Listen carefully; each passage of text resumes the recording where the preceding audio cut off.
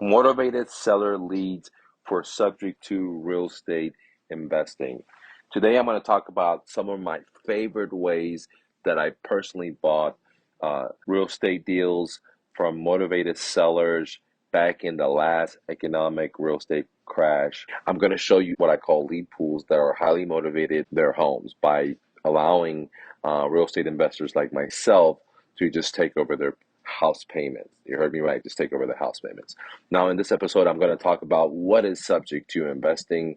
I'm going to talk about um, the two types of motivated sellers, and then I'm going to talk about the actual lead pool. So let's dive in without any further delay. What is a motivated seller? A motivated seller is not someone that wants to sell their home. Let me repeat that. Someone that just wants to sell their home is not a motivated seller. A motivated seller, in one sense, needs to be desperate, if you wanted to simply put, okay? But that's kind of false because there are motivated sellers out there that are not desperate, okay? But they're motivated, okay? What makes them motivated? We'll talk about that in a second. So what you want to know about motivated sellers is that they must dump their property. They don't want it anymore for whatever reason, okay? Now I'm going to talk about what those reasons are in a second. Now that you know what a motivated seller is that they must sell their property, we need to understand that the psychological aspect of a motivated seller. So there are two types of motivated sellers out there. Just simply put, I've talked to thousands and thousands of sellers. Many were non-motivated. Only a few were motivated. So I've basically came out with a psychological development. I'm not a psychologist, but just as just the average refugee entrepreneur. But through creativity, I was able to recognize there's two types of motivated sellers out there. Number one, okay, the first type of motivated sellers out there, everyone thinks about these people are called financially motivated. Okay, what that means is they don't have enough money to pay their mortgage end of the month. That's simply all that means. Okay, they're hurting because they don't make enough money. They're hurting maybe because they lost their job. Maybe they're hurting because they had health problems or their car broke down and they don't have enough money. And this happens over and over and over. And now, their houses may be behind or their taxes may be behind on the property. So a financially motivated seller is someone simply that doesn't have enough money to cover all the days at the end of the month with all the bills that come with it. Okay, so that's pretty simple. Now, there are pros and cons with these type of motivated sellers because a financially motivated seller, they must sell their home. If they don't sell their home, the house is going to go foreclosure. End the story. That's it. So they have a fire underneath them, like making soup or something. All right. The other type of motivated seller, and these are the ones that I personally love the most, which is called the emotional motivated sellers. The emotional motivated sellers are people that not in a financial hardship. Again, they're not in a financial hardship, but they're motivated maybe because there's a death in the family. Maybe, they inherited a house. Maybe they moved out of the state and, they don't want the property. They don't want to deal with it. They've been making monthly payments. They tried out the realtor. They paid a year and a half of trying to sell it or something, 6 months of trying to sell it or something, whatever the story may be, and they're tired of paying for it. They just want to get out of it. They don't want it to hurt their credit. That's why they're still making payments on it. They have the money, but they don't want the property anymore. So there are pros and cons of both. Okay, there's pros and cons with the emotional motivated sellers, and there's pros and cons with the financial motivated seller. But I'm not going to get into that right now. Okay, let's move forward into the motivated seller leads. I felt like I had to define what a motivated seller is for people that don't know. Now, I also feel like I have to explain what the psychology of a motivated seller is, that when you talk to a motivated seller, you can identify a motivated seller from a non-motivated seller. Now, personally, uh, in the last crash, the very first type of motivated seller that I love to deal with was, divorces, okay? Because what happens is that when people get a mortgage, it requires both of them to be working usually, or one person making a lot of money. But usually in America, most people work, wife and a husband, and it uses both their incomes to pay for the mortgage, especially on first time home buyers, which is the target that I work on, those houses that I like, okay?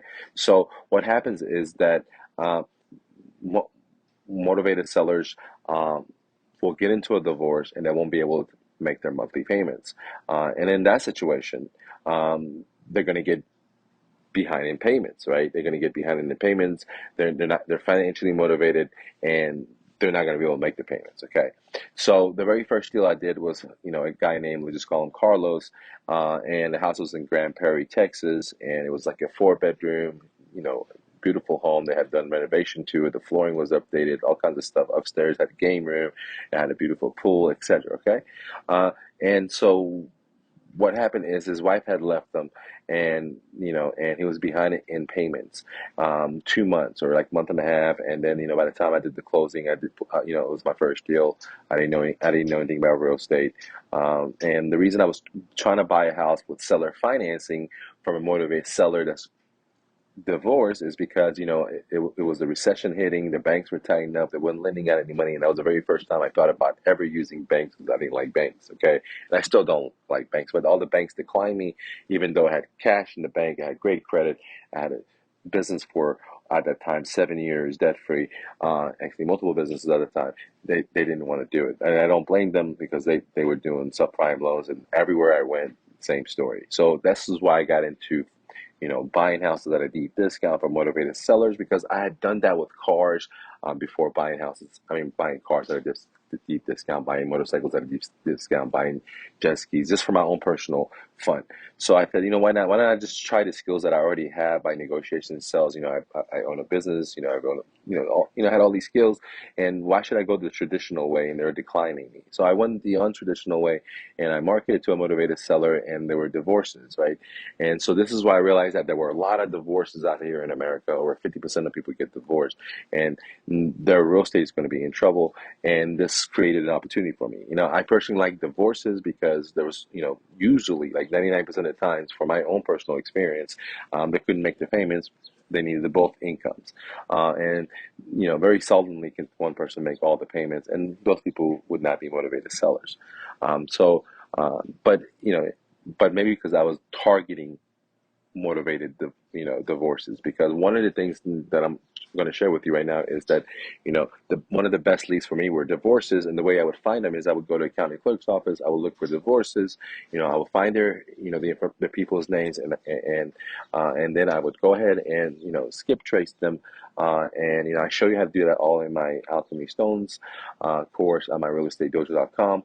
And then I would send them uh, letters, and I would send them emails, because I would be able to find them all their information in their social media, and let them know that, hey, I can buy your house. I know you're going through a divorce, and I can buy your house. Okay, before it even went to into foreclosure or pre-foreclosure, because I already catch it beforehand, before they're behind 2 or 3 months, 4 months. So that's who I was targeting with, and I'm sharing with you, so you can you know if you want to get in real estate, that is a good pool audience. It's divorces, and the way I would find it is I would go to county clerks, look for divorces, then run it through Skip Tracer, find their personal information, and then personally target only those target audience that are divorces. So that's why maybe I was getting a lot of people calling me, because I was targeting them. Okay. So if you're just doing a shotgun approach, then you may get a variety of different type of people. So, but I was just doing divorces because I realized that the logic that I just explained to you a second ago. Now, the other pool of motivated sellers that I really like, I can talk about some of the disadvantages of divorces. Is that usually if you don't catch it in time, they may be behind 1 month, 2 months, 3 months, and the side effect for that for me would be that I had to catch up, cure more of the arrears. So if they were behind, let's say 2 months, and the payments were $1,500, so now I'm looking at least like $3,000 plus late fees, to cure that. Okay, if they were 3 months, then so on. So I would wanted to catch it when they were not behind at all, but sometimes I would caught it when they were already behind. There was nothing you can do, right? And I had to make a decision. Do I want to cure this loan? Do I want to make that back payments? Because sometimes it was thousands of dollars, right? 2,000, 3,000, etc. All right. But on the other hand, if I went traditionally, I would pay a lot more in just closing junk fees versus using my title company and all the card, the Pacific services that I run. So there was a lot of advantages closing the way I did too.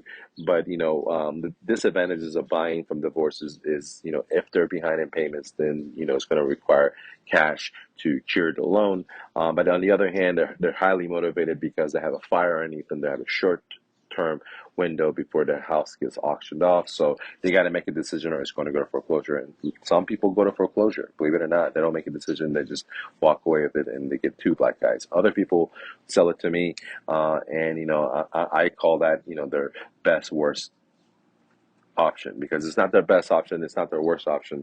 And people that sold it to me got to walk away and buy another house because I continue making the payments, I make the arrears, I boosted their credit, and they were able to buy another house. And I can give you a couple of people that actually did that. Okay, now another motivated pool of so that was the negative part. Are there positive parts about it? Yes, there are positive because they're highly motivated. Okay, so that's the cool part about dealing with divorces. Okay, you know there are other negative aspects, which is like trying to get the wife and the husband to agree to the same terms. Sometimes it's difficult. One might be like too delusional, but overall, I like that pool. Another pool of motivated sellers for subject to real estate investing is expired MLS. Now, I personally love the expired MLS because, um, I believe that home sellers, there's a cycle. When they first, want to decide to sell their home, they are listed with a real estate agent. They're so pumped up. They think their house is worth millions of dollars, right? Top dollar. And by the end of the cycle of them not being able to sell it, that air has already came out, right? And they're now at the down part of their cycle. And they're like, oh man, I tried, everything to sell my home. I couldn't sell it. Maybe it didn't pass inspection. Maybe they were asking too much. I mean, all these things plays in a factor. And so they're on the downside of the cycle. And when I say down, they have realized that what they want for their home, they cannot get, maybe because of the condition or because of the pricing, or maybe because there's not enough equity in the property for them to pay the realtor, pay all the demands of the buyer, etc. So when that happens, I really like the expires because the sellers are highly motivated. They're at the down cycle of the train. They have to swallow the pill and the realization that, look, dude, their home's not going to sell for what they're wanting. Okay. And that's so much better than dealing with someone that's starting their journey brand new. Like they think, oh, my house is worth $1 million. I don't even want to waste my time with those people, right? Because it's a waste of money and time. So that's why, again, I just target highly motivated sellers, and I'm sharing with you what there are. The first one was, as we talked about. Now we're at the second one, which is the expired MLS listing. So the people have gone through the journey of listing their home. They may got offers, they may not got offers. The offers may got all the way up to the title company and had fell through. And now they're out of wind. They realize that they got to do something different. And, some of them maybe be behind in payments and they're highly motivated. Some of them, they may be living in the property. They decide not to move out, so they're not motivated. Some of them, they have already moved out in a different state because of a job or whatever. They're just making double payments and they're pretty motivated. So, I love the expired list because they've already went through the whole cycle, and now they have to really, you know, shoot the shoot themselves in the foot, in a sense, because some of them probably had offers and they didn't take it because they were being too greedy, and they're like, oh, they're gonna have all that regret. And now they have to make a tough decision. Do they want to keep bleeding and pay for this? Do they want to make double payments? Do they want to just live in it? Do they want to just get out of it? And some of those options I can help them with. For example, if they just want to get out of it, I can help them with that, and stuff like that. Because I'm a real estate investor, I buy houses at a deep discount or through creative real estate investing, where the seller becomes my personal bank. And I'll discuss some of that. I can't buy every property. I don't have money to buy every property, but if it meets my criteria, I may pull the trigger and be able to help them. I may not be able to help them. I have to refer them out to, someone else, like a realtor agent or a short sale specialist, or a bankruptcy attorney or whatever. Okay. However, some of them I can help them out, and, I'll bring into their attention that I can buy their house that was on the MLS that didn't sell, still, because maybe it didn't pass inspection. I can still buy it as is, and here's my term, which is seller financing. Okay. Now let me take this time and say, hey, if you're interested in learning everything I'm talking about, for example, I'm talking about a couple of ways to find motivated seller leads. Well, I have 2 training courses, one for free, how to find, there's like 42 ways to find motivated sellers for free, totally for free. Okay. Plus I have another training course, which is like 39 ways to find motivated sellers with pay. If you have little pay, put a couple of $100, a couple of thousand. I show you exactly how to use guerrilla marketing to bring massive amount of leads where sellers are chasing you or calling you versus you calling them. Okay. Plus, I have over 24 courses all bundled up right now. It's called the Subject to Launchpad. You can get it right now for just $200. Unbelievable. There's my contracts, my subject to contracts, or my pay closing paperwork. There's negotiation courses. There's cold calling courses. There are so many different things. I can't just think it all off the top of my head. So go to myrealestatedojo.com and check out the Subject to Launchpad. That's the new launch. You can get it for just $200, 24 courses, MSRP at over $9,000 in value, ladies and gentlemen. And I want to help you find deals, and hopefully you can bring it to me so I can buy them for you. Okay, so that's the subject two. Now let's go to the third way where I find motivated sellers that are willing to do seller financing, aka taking over house payments, is from bandit signs. Now, bandit signs, they do cost money. They are, you do pay for it in fees with tickets.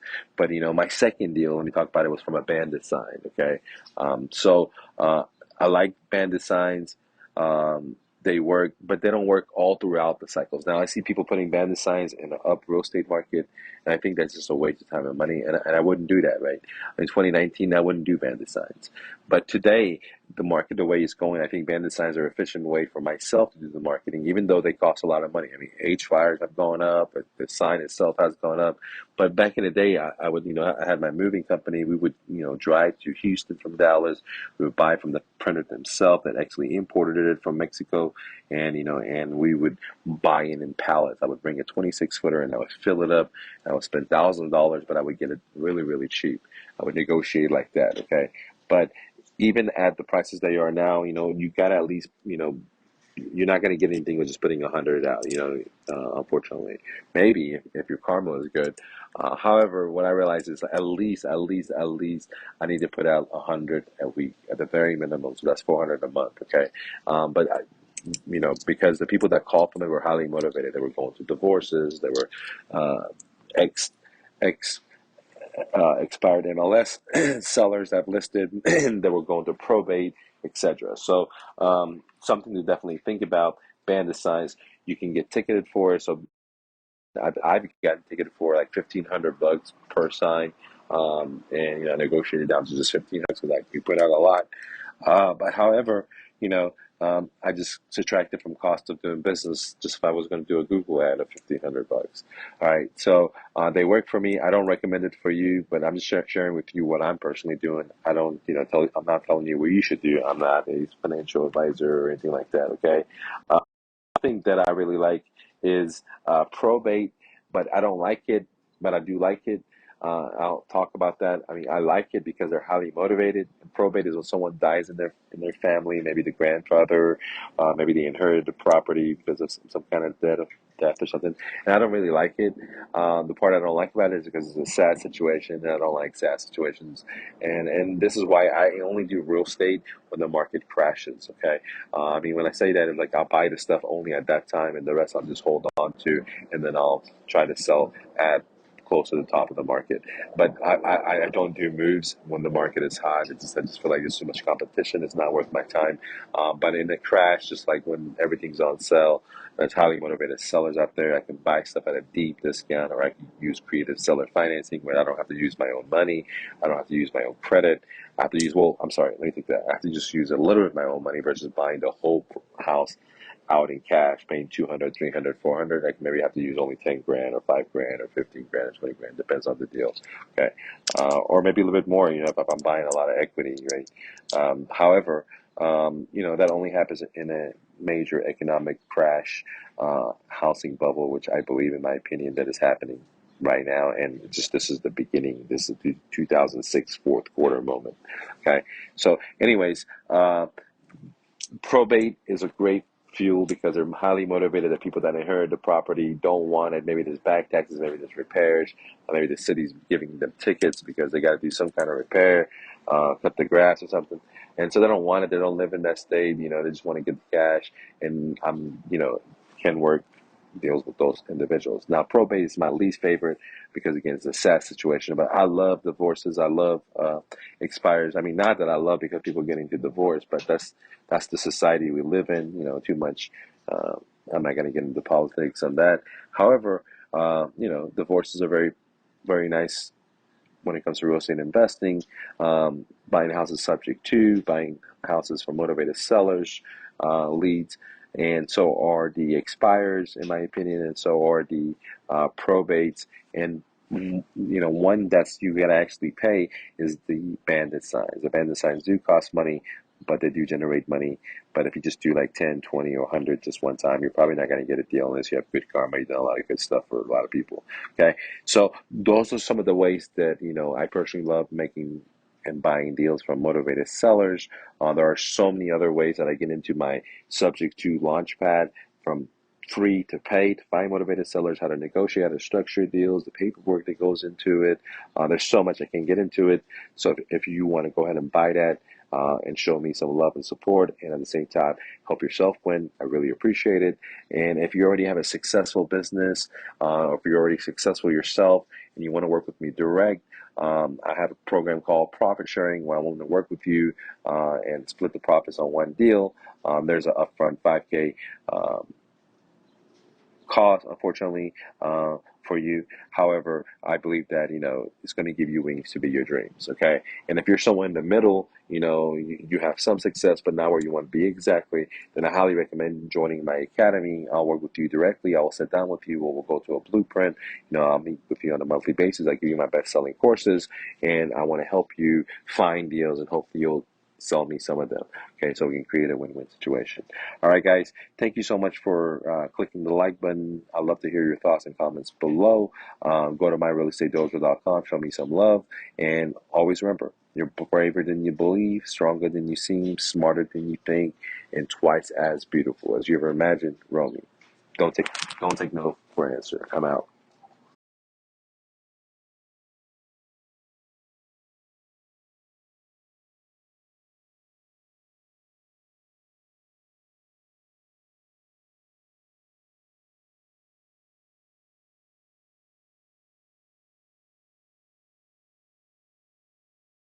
Real quick, download my free book, Real Estate Investing for Beginners, the ultimate starter guide at myrealestatedojo.com, where I teach you how to find motivated sellers, buy their homes at a deep discount, and then have the seller become your own private bank. Subject to, get it now. One more thing, if you're looking for private one-on-one help when it comes to real estate investing, then consider joining my academy, where you sit down with me one-on-one. 2, you get monthly coaching.